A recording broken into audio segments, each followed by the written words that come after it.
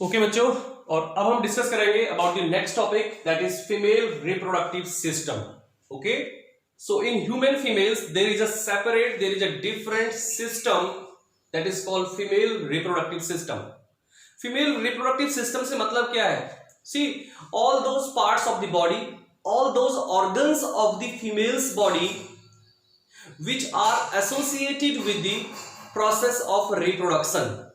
उन सारे body female के वो सारे बॉडी पार्ट्स जो रिप्रोडक्शन से संबंध रखते हैं, जो रिप्रोडक्शन प्रोसेस में हेल्प करते हैं, उन सारे पार्ट से मिलकर के एक स्पेशलाइज सिस्टम बनता है जिसको कि हम फीमेल रिप्रोडक्टिव सिस्टम कहते हैं. And this is the picture of female reproductive system. तो आज हम बात करेंगे about the different components of the female reproductive system and the functions of different parts of that system. Okay, so female reproductive system कई सारे part से मिलकर बना होता है. The first one is ovary. So female reproductive system में दो ovary present होती है. So there is a pair of ovary as a part of the female reproductive system. So this is one ovary, this is another ovary. Okay, and these ovaries are situated inside the abdominal cavity. You can say these ovaries are situated, are located, are present inside the body of females. Okay, so there are two ovaries and both ovaries are present inside the body of females. Okay, and बात करते हैं ovary के. इन ovaries को हम लोग female sex organs यानी कि female primary sex organs या फीमेल गॉनेट्स भी कहते हैं. ओके, ऐसा क्यों? क्योंकि इन ओवरीज के अंदर क्या होता है? फीमेल सेक्स गैमेट्स की फॉर्मेशन होती है. Because female sex gametes are formed by the ovaries, are produced by the ovary, therefore this ovaries are called as primary female sex organs और फीमेल गॉनेट्स. ओके, अगर इनके functions की बात करें तो ओवरीज के दो बेसिक फंक्शन होते हैं. Number one, formation of female gametes जिनको कि हम ओवम या एग भी कहते हैं, और इस प्रोसेस को हम बोलते हैं oogenesis. और दूसरा function, formation of female sex hormones like estrogens, progesterones. So these are the two basic functions performed by the ovary. Okay, next part की हम बात करते हैं. The next part is oviduct. Oviducts. Okay, oviducts को हम लोग fallopian tube भी कहते हैं. These are also two in number. There is one pair of long muscular tube-like structures जिनको कि हम फैलोपियन ट्यूब या ओविडक्ट्स कहते हैं. So this is the one oviduct and this is the another oviduct. Clear? और one oviduct, each oviduct is divided into three specific parts. जो oviduct का सबसे फर्स्ट पार्ट होता है, जो ओवरी के बिल्कुल करीब होता है, नजदीक होता है, वो थोड़ा फनल शेप्ड होता है, ब्रॉड होता है, उसको हम इनफंडिबुलम कहते हैं. एंड जो मिडिल पार्ट होता है उसको एम्प्यूला कहते हैं, और जो लास्ट पार्ट होता है जो यूट्रस के साइड वाला होता है उसको इस्थमस कहते हैं. सो इस्थमस, एम्पुला एंड इनफंडिबुलम, इन तीनों पार्ट से मिलकर के बनता है ओविडक्ट या fallopian tube. Clear? And oviduct के अगर हम फंक्शंस की बात करें तो इसका फंक्शन क्या होता है? इसके बेसिकली तीन फंक्शन होते हैं. पहला क्या है था? क्या number one is collection of ovum from the ovary. जब ओवरी में से ओवम रिलीज होता है तो उस ओवम को ये ओविडक्ट अपने अंदर कलेक्ट कर लेती है. यहां इनफंडिबुलम की ओपनिंग पर there are large number of small finger like structures जिनको कि हम फिम्बरी बोलते हैं. क्या बोलते हैं उनको? Fimbriae. And this fimbriae always keep on moving, always keep on beating in a particular inward direction, and these fimbriae help in collection of the ovum from the ovary. जैसे ही ओवरी में से ovum release होता है, egg निकलता है, उस egg को ये ओविडक्ट अपने फिम्बरी की हेल्प से अपने अंदर ले लेती है, कलेक्ट कर लेती है. ये जो आपको यहाँ पे स्ट्रक्चर दिखाई दे रहे हैं like these are what? These are the fimbriae. Okay, so fimbri are the finger-like structures which are present at the mouth, at the opening of the infundibulum, and with the help of this fimbri, oviduct collects egg, receives the egg from the ovum. So पहला function हो गया collection of the ovum from the ovary, and दूसरा function क्या हो गया? Fertilization. Inside the oviduct, fertilization takes place. Inside the oviduct, fertilization takes place. और oviduct में भी फर्टिलाइजेशन स्पेसिफिकली कहां पर होता है? Particularly at the junction at the junction of isthmus and ampulla. isthmus और एम्पुला का जो बीच का जंक्शन होता है, मीटिंग पॉइंट होता है, वहां पर स्पर्म और ओवम के बीच में फर्टिलाइजेशन होता है। तो ओविडक्ट का दूसरा फंक्शन क्या हो गया? It is the site where fertilisation takes place. Okay okay. And तीसरा फंक्शन क्या हो गया? Transportation of ovum and zygote. यानी कि जो ओविडक्ट होती है, ओविडक्ट की जो इनर वॉल होती है, उस इनर वॉल में बहुत सारे सिलिया लाइक स्ट्रक्चर्स होते हैं। सिलिया होते हैं, वो सिलिया एक पर्टिकुलर डायरेक्शन में बीट करते रहते हैं, मूव करते रहते हैं, जिसकी वजह से ये जो ओवम ओवरी से ओविडक्ट में आया, फिर ओविडक्ट से आगे की तरफ मूव करता रहता है एंड धीरे धीरे फाइनली ये यहां पहुंच जाता है यूट्रस में। सो ओविडक्ट का तीसरा फंक्शन क्या हो गया? It helps in transportation of ovum from ovary to the uterus. Clear? These are the three functions which are performed by the oviduct. Okay, the next part is uterus. The next part is uterus. Uterus को हम लोग womb भी कहते हैं। Uterus is also called as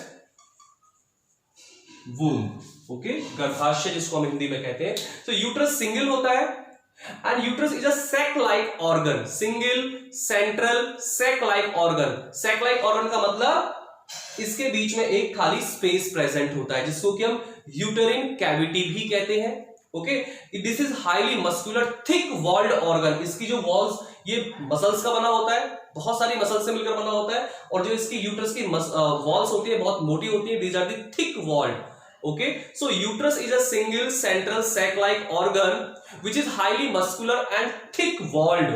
okay, और ये uterus की जो वॉल होती है उसको यूटेरिन वॉल कहते हैं, और यूटेरिन वॉल 3 वॉल लेयर से मिलकर बनी होती है। जो सबसे अंदर की वॉल लेयर है वो सबसे पतली होती है, थिन होती है। इनर मोस्ट वॉल लेयर को बोलते हैं एंडोमेट्रियम, मिडल वन को बोलते हैं मायोमेट्रियम, और आउटर वन को बोलते हैं perimetrium. So myometrium, perimetrium and endometrium, इन तीनों से मिलकर बना यूट्रस का वॉल।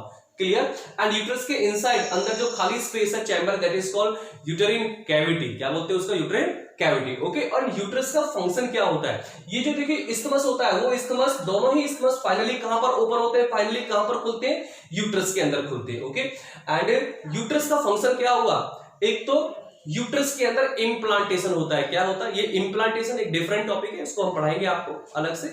इतना मान ले कि जब एग का फर्टिलाइजेशन हो गया, तो अब एग से जायगोट बन गया, वो जायगोट धीरे धीरे धीरे मूव करता हुआ यूट्रस तक पहुंचेगा, और फाइनली वो जो जायगोट है वो यूट्रस की अंदर वाली वॉल से, इनर मोस्ट वॉल यानी कि एंडोमेट्रियम से कहीं किसी पर्टिकुलर पॉइंट पर अटैच हो जाता है। सो उस जायगोट का एंडोमेट्रियम से यूट्रस की अंदर वाली वॉल से अटैच होना, इस प्रोसेस को इम्प्लांटेशन कहते हैं। तो पहला क्या हो गया इसका function? It is the site of implantation. दूसरा फंक्शन क्या हो गया?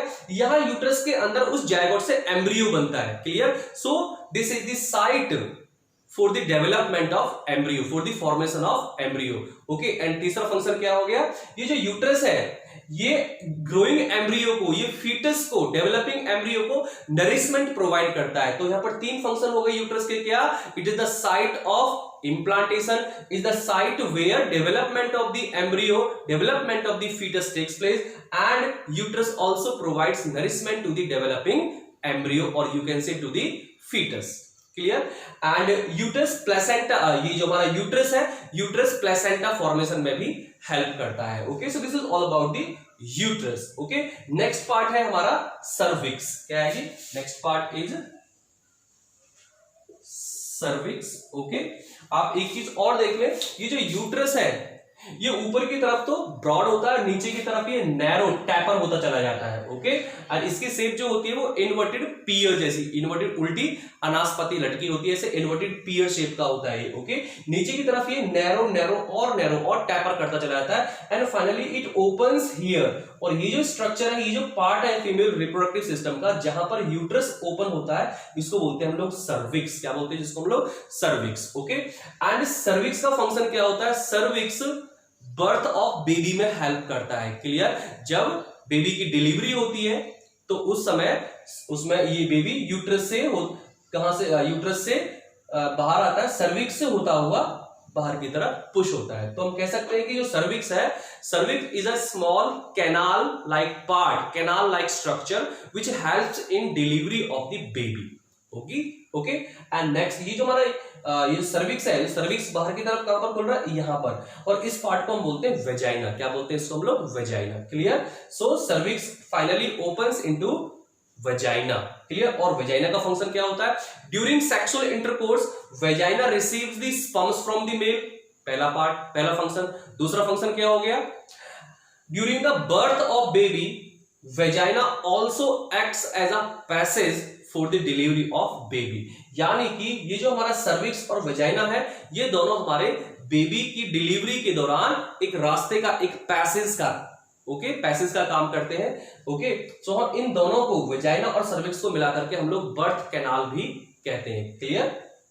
ओके, वेजाइना का एक और फंक्शन है क्या, during the menstrual cycle, during the menstruation periods in females. Females में मेंस्ट्रुएशन जो होता है, बताएंगे, इस टॉपिक को अलग से लेंगे हम। During the menstruation in females क्या होता है, ब्लीडिंग होती है। Okay, and that blood along with the broken tissues comes out through the cervix and vagina. So bleeding during the menstruation takes place through the cervix and vagina. Clear. So these are the functions of vagina and cervix, and this is all about the female reproductive system. Okay, thank you.